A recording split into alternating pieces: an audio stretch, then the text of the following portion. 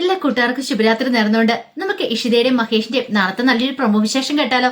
അതിനു മുമ്പായിട്ട് ആദ്യമായി കാണുന്നവരുണ്ടെങ്കിൽ ചാനൽ ഇഷ്ടപ്പെട്ട ഒന്ന് സബ്സ്ക്രൈബ് ചെയ്യാൻ മറക്കരുത്. വീഡിയോ ഇഷ്ടപ്പെടുവാണെങ്കിൽ ലൈക്ക് തരാനും മറക്കരുത് കേട്ടോ.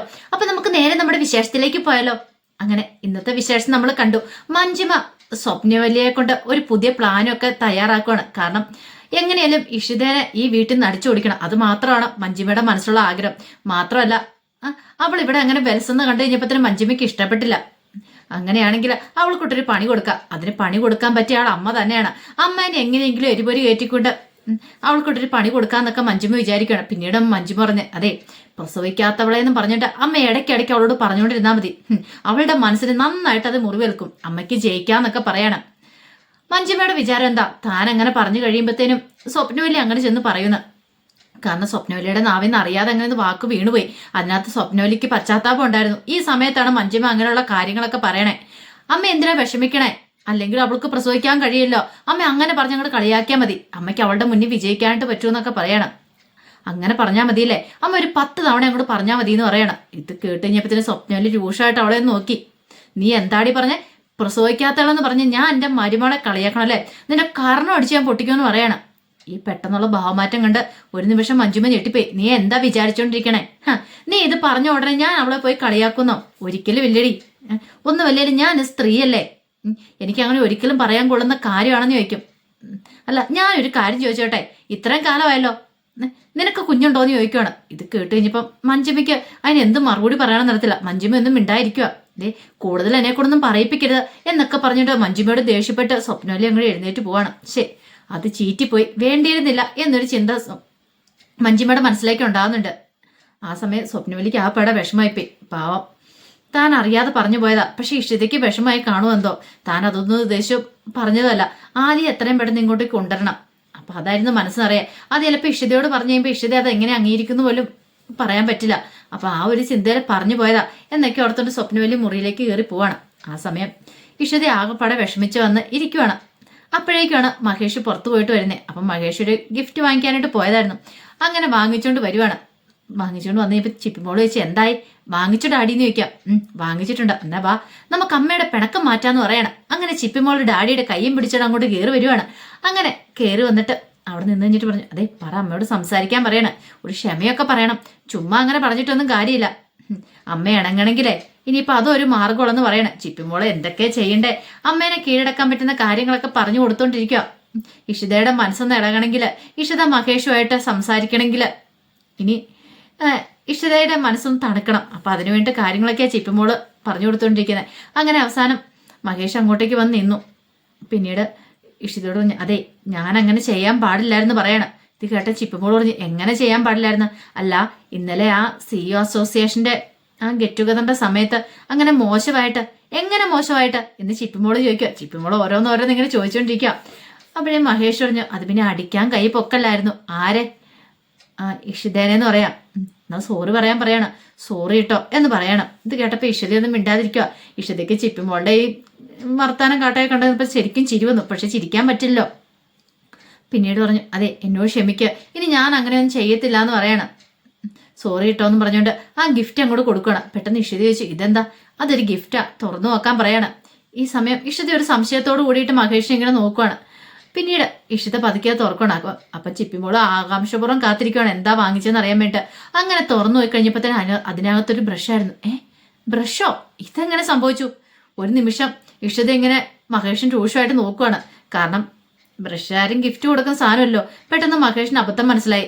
കവറ് മാറിപ്പോയിരിക്കുന്നു. ബ്രഷാണ് കിട്ടിയ കവറ്. അപ്പോഴേക്കും മഹേഷ് അയ്യോ ഇത് എനിക്കറിയത്തില്ല, ഞാൻ മേടിച്ചതല്ല എന്ന് പറയണം. ഓഹോ അപ്പൊ എന്നെ മനഃപൂർവ്വം കളിയാക്കാനായിട്ട് അല്ലേന്ന് ചോദിക്കണം. ചിപ്പിമോള് പറഞ്ഞു എന്താ ഡാഡി ഇത്, ഇങ്ങനെയൊക്കെയാണ് ഗിഫ്റ്റ് കൊടുക്കണേന്ന് ചോദിക്കാം. അയ്യോ മോളെ ഇത് ഞാൻ അറിഞ്ഞുകൊണ്ട് ചെയ്തതല്ലെന്ന് പറയണം. ഇത് കേട്ടപ്പം ഇഷിത അങ്ങോട്ടേക്ക് മുറിയിലേക്ക് കയറിപ്പോവാ. എന്റെ പൊന്നു ഡാഡി നശിപ്പിച്ച് കളഞ്ഞല്ലോ എന്ന് പറയണം. അമ്മേനെ കയ്യിലെടുക്കാൻ പറ്റിയൊരു അവസരമായിരുന്നു. ഈ ഡാഡിക്ക് ഒന്നും അറിയത്തില്ല, ഇനി എന്താന്ന് വെച്ചാൽ ഡാഡി ചെയ്തോ എന്നും പറഞ്ഞുകൊണ്ട് ചിപ്പിമോൾ അങ്ങോട്ടേക്ക് പോവാണ്. ആ സമയം മഹേഷിന് ഭയങ്കര സങ്കടമായിപ്പോയി.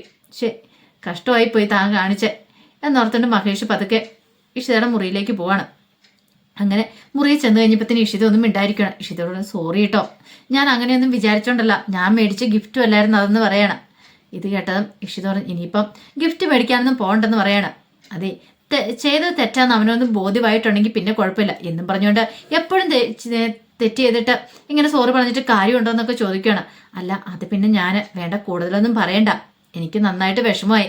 കാരണം രചനയുടെ സ്വഭാവം മഹേഷിന് നന്നായിട്ട് അറിയാവുന്നല്ലേ, രചന ആരാ എന്താന്നൊക്കെ അറിയാം.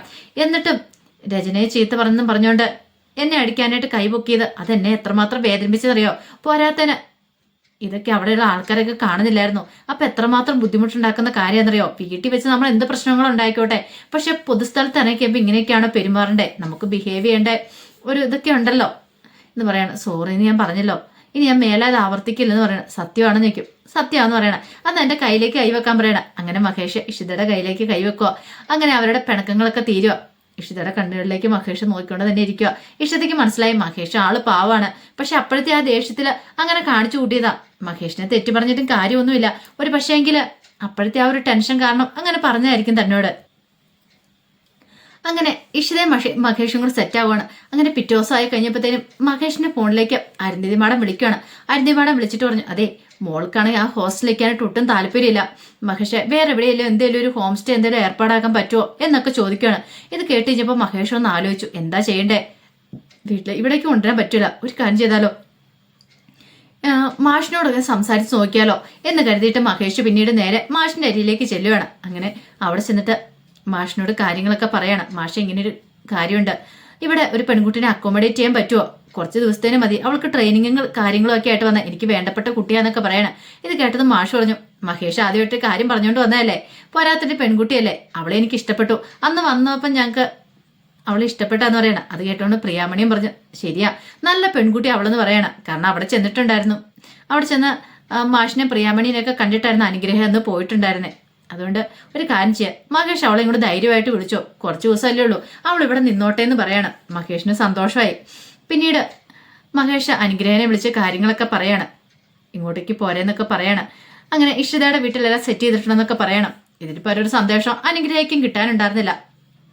പിന്നീട് വിനോദിനെ അനുഗ്രഹം വിളിക്കുകയാണ്. കാരണം വിനോദിന് മാത്രം അവളെ കാണാൻ പോകാനും അവളെ കൂട്ടിക്കൊണ്ട് വരാനൊക്കെ പറ്റത്തുള്ളൂ. അവന് മാത്രമേ പെർമിഷൻ കൊടുത്തിട്ടുണ്ടായിരുന്നുള്ളൂ ഹോസ്റ്റലിൽ നിന്ന്. അങ്ങനെ വിനോദ് അനുഗ്രഹനെ പോയി കൂട്ടുവാണ്. അനുഗ്രഹം കൂട്ടി അനുഗ്രഹം കൊണ്ട് പോരുന്ന വഴിക്ക് അനുഗ്രഹം പറഞ്ഞു, നമുക്കൊരു കാര്യം ചെയ്തല്ലോ, ഫുഡ് കഴിച്ചിട്ടൊക്കെ പോയാലെന്ന് പറയണം. അങ്ങനെ അവരെന്ത് ചെയ്യണം, ഒരു റെസ്റ്റോറൻറ്റിലേക്ക് അങ്ങോട്ട് പോവാണ്. ഈ സമയത്താണ് സുചിത്രയുടെ ഒന്ന് രണ്ട് ഫ്രണ്ട്സും കൂടി ആ റെസ്റ്റോറൻറ്റിലേക്ക് ഫുഡ് കഴിക്കാനായിട്ട് വരുന്നത്. അങ്ങനെ വരുമ്പം കാണുന്ന കാഴ്ച വിനോദും അനുഗ്രഹം കൂടെ അങ്ങോട്ട് റെസ്റ്റോറൻറ്റിലേക്ക് കയറി പോകുന്നതാണ്. ഈ കാഴ്ച കണ്ടു കഴിഞ്ഞപ്പോഴത്തേനും ഭയങ്കര സങ്കടമായിപ്പോയി സുചിത്രയ്ക്ക്. ഓഹോ, അപ്പൊ ഇവളെയും കൂട്ടിയാണോ സർവത്ര സമയം കറക്കം എന്നൊരു ചിന്തയൊക്കെ അവളുടെ മനസ്സിലേക്ക് വരുവാണ്. ഇതത്ര ശരിയായ കാര്യമല്ലല്ലോ എന്നൊരു ചിന്തയൊക്കെ മനസ്സിലേക്ക് വരുന്നുണ്ട്. ഇതെങ്ങനെ വെറുതെ വിട്ടിട്ട് കാര്യമില്ല, എത്രയും പെട്ടെന്ന് തന്നെ ഈ വയ്യാവലി ഒന്ന് ഒഴിവാക്കണം എന്നൊരു ചിന്തയോട് കൂടിയിട്ട് റെസ്റ്റോറൻറ്റിലേക്ക് പോലും കയറാതെ സുചിത്ര അങ്ങോട്ട് തിരികെ പോവാണ്. പിന്നീട് വിനോദ് എന്ത് ചെയ്യാണ്, അവളെ കൂട്ടി ഫുഡൊക്കെ വാങ്ങിച്ചു കൊടുത്തിട്ട് അവരോട് പറഞ്ഞു, ഇനി ഞാൻ കൊണ്ടേ വരണമെന്ന് ചോദിക്കുകയാണ്. വേണ്ട, ഞാൻ തന്നെ പോയിക്കൊള്ളാന്ന് പറയണം. അങ്ങനെ എന്ത് ചെയ്യുവാണ്, അനുഗ്രഹം നേരെ മാഷിന്റെ വീട്ടിലേക്ക് വരുവാണ്. ഈ സമയത്ത് മഹേഷ് അവിടെ ഉണ്ടായിരുന്നു. അങ്ങനെ അനുഗ്രഹം വന്നു കഴിഞ്ഞപ്പോൾ മഹേഷ് പറഞ്ഞു, എങ്ങനെയുണ്ടായിരുന്നു ഹോസ്റ്റൽ ജീവിതമൊക്കെ? ഒന്നും പറയണ്ടായിരുന്നു, എന്റെ ദൈവമേ, അവിടെ നിന്ന് രക്ഷപ്പെട്ടത് ജീവനം കൊണ്ടാന്നൊക്കെ പറയണം. ഇത് കേട്ടപ്പോൾ മാഷ് പറഞ്ഞു, ഇവിടെ ഒരു കുഴപ്പമുണ്ടാവില്ല മോൾക്ക്, സുഖമായിരിക്കും എന്ന് പറയണം. പോരാത്തേന് പ്രിയാമണി ഉണ്ടല്ലോ, പ്രിയാമണി ഒരു പാചക വിദഗ്ധയും കൂടെയാണ്, നന്നായിട്ട് ഫുഡൊക്കെ ഉണ്ടാക്കും. പക്ഷേ എങ്കിലും ഒരു കാര്യമുണ്ട്, വെജ് മാത്രം ഉണ്ടാക്കോളൂ ഉള്ളെന്ന് പറയണം. ഇത് കേട്ടപ്പോൾ അനുഗ്രഹം പറഞ്ഞു, അതൊന്നും എനിക്ക് കുഴപ്പമില്ല അങ്കിളെ, എനിക്ക് അതൊന്നും പ്രശ്നമുള്ള കാര്യമല്ലെന്ന് പറയണം. അങ്ങനെ അവൾ അവിടെ സെറ്റ് ആവുകയാണ്. പക്ഷെ ഇത് സുചിത്ര അറിഞ്ഞിട്ടുണ്ടായിരുന്നില്ല. അങ്ങനെ സുചിത്ര വൈകുന്നേരം പതിവ് പോലെ വന്നു കഴിയുമ്പോഴാണ് അവൾ അവിടെ താമസിക്കാൻ വന്നിട്ടുള്ളതെന്ന് കാര്യം അറിഞ്ഞ്. ഇത് അറിഞ്ഞു കഴിഞ്ഞപ്പോഴത്തേനും സുചിത്രയ്ക്ക് സഹിച്ചില്ല. കാരണം അവളെ എങ്ങനെയെങ്കിലും വിനോദിന്റെ ജീവിതത്തിൽ നിന്നും മാറ്റി വിടണമെന്ന് കരുതി ഇരുന്ന് കഴിഞ്ഞപ്പോൾ അവള് തന്റെ വീട്ടിലേക്ക് കയറി വന്നിരിക്കുന്നു. ഇതിൽ ഒരു പാര തനിക്ക് വേറെ കിട്ടാനുള്ളെന്ന് ഉള്ള കാര്യം സുചിത്രയ്ക്ക് മനസ്സിലായി. സുചിത്രയ്ക്ക് ആകെപ്പാടെ ദേഷ്യമായിപ്പോയി. പിന്നീട് ഇതിനെ ചൊല്ലി പ്രിയാമണിയോടൊക്കെ വഴക്കിടുന്നുണ്ട്. എന്തിനാ അവളെ ഇങ്ങോട്ട് കയറ്റി കൊണ്ട് താമസിപ്പിച്ച എന്നൊക്കെ പറയുന്നുണ്ട്. ആ സമയം മാഷ് പറഞ്ഞു, ഒരു പെൺകുട്ടിയല്ലേ, പോരാത്തേന് മഹേഷ് ഒന്ന് പറയുകയും ചെയ്തു, അവർക്ക് വേണ്ടപ്പെട്ട ഒരു കുട്ടിയാണ്, അതാകും പിന്നെ അവളെ ഇവിടെ നിർത്തണ്ടേന്നൊക്കെ ചോദിക്കുകയാണ്. ഇത് കേട്ട സുചിത്ര പറഞ്ഞു, വേണ്ട, എനിക്കതൊന്നും ഇഷ്ടമില്ല എന്ന് പറയണം. ഇതേട്ടൻ പ്രിയാമണി പറഞ്ഞു, എന്താ സുജി നീ ഇങ്ങനെയൊക്കെ തുടങ്ങുന്നത്, നീ ഇങ്ങനെയൊന്നും ആയിരുന്നില്ലോ എന്ന് പറയണം. പക്ഷെ സുചിത്രയുടെ മനസ്സിലുള്ള കാര്യം സുചിത്രയ്ക്ക് പറയാൻ പറ്റില്ല. കാരണം തനിക്ക് തൻ്റെ മനസ്സിലുള്ള വേദന, കാരണം വിനോദുമായിട്ട് ഇനിയിപ്പോൾ വല്ല കണക്ഷനും ഉണ്ടാകുമെന്നൊരു പേടി കൊണ്ടാണ് താൻ അവളെ ഇവിടെ നിർത്താത്തതെന്ന് അത് പറയാനും പറ്റത്തില്ലോ. അപ്പം അതിൻ്റെ ഒരു വിഷമത്തിലായിപ്പോയി സുചിത്ര. ആ സമയം ആകാശിൻ്റെ അടുത്തേക്ക് രചന എല്ലുവാണ്. രജനി എന്നിട്ട് പറഞ്ഞു, ആകാശേ അവനെ നമുക്ക് സ്കൂളിലേക്ക് വിടണ്ടേ, അവൻ എത്ര ദിവസം എന്ന് പറഞ്ഞാൽ ഇവിടെ നിർത്തുന്നതിനെ ചോദിക്കുക. ഇത് കേട്ടപ്പോൾ ആകാശ് പറഞ്ഞു, വിടണം, പക്ഷെ എങ്ങനെ വിടാനാ, ഇനി ആ സ്കൂളിലേക്ക് വിടാൻ പറ്റുമോ, ഒന്ന് ഓർത്ത് വയ്ക്കേ, അവൻ നമ്മളോട് കള്ളത്തരല്ലേ പറഞ്ഞെന്ന് ചോദിക്കും. പക്ഷെ അവന്റെ പഠിപ്പ് മുടങ്ങിയേക്കുമല്ലേ, ഇനി അവനെ അങ്ങോട്ടേക്ക് വിട്ട് പഠിപ്പിക്കേണ്ട കാര്യമുണ്ടോ, അല്ലേ പിന്നെ ഒരു കാര്യം ചെയ്യണം, ഇവിടെ തന്നെ ഏതെങ്കിലും സ്കൂളിൽ പെട്ടെന്ന് തന്നെ അഡ്മിഷൻ എടുക്കണമെന്ന് പറയാണ്. ഇത് കേട്ടപ്പോൾ ആകാശ് പറഞ്ഞു, ഒരു കാര്യം ചെയ്യാം, നോക്കട്ടെ, എന്തായാലും എത്രയും പെട്ടെന്ന് ഒരു തീരുമാനമൊക്കെ എടുക്കാന്നൊക്കെ പറയണം. അപ്പൊ അതിന്റെ വിശേഷങ്ങളൊക്കെ നാളെ കാണാനായിട്ട് പോകുന്നത്. ആ വിശേഷങ്ങളൊക്കെ നമുക്ക് എല്ലാവർക്കും കാത്തിരിക്കാം കേട്ടോ. ഒരിക്കൽ കൂടി എല്ലാവർക്കും ശുഭരാത്രി നേർന്നുകൊണ്ട് നിർത്തുന്നു.